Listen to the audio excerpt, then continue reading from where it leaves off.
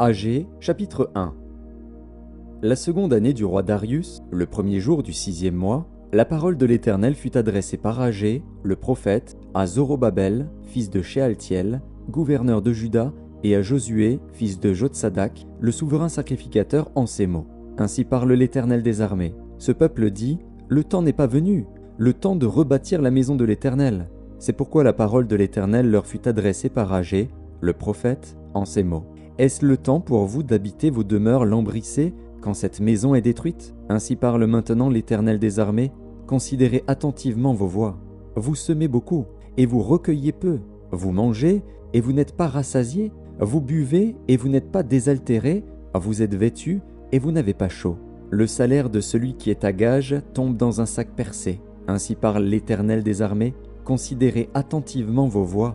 Montez sur la montagne, apportez du bois, et bâtissez la maison. J'en aurai de la joie, et je serai glorifié, dit l'Éternel. Vous comptiez sur beaucoup, et voici, vous avez eu peu. Vous l'avez rentré chez vous, mais j'ai soufflé dessus. Pourquoi ? Dit l'Éternel des armées.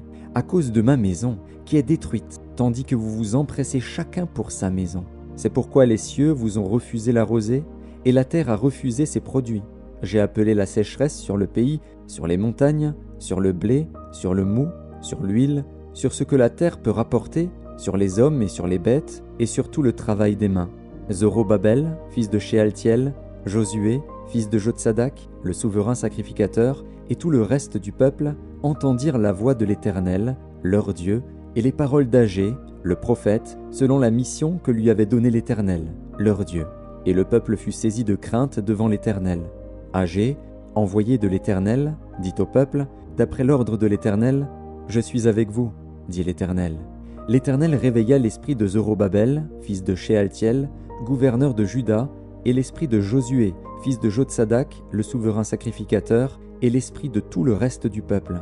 Ils vinrent, et ils se mirent à l'œuvre dans la maison de l'Éternel des armées, leur Dieu, le 24e jour du 6e mois, la seconde année du roi Darius.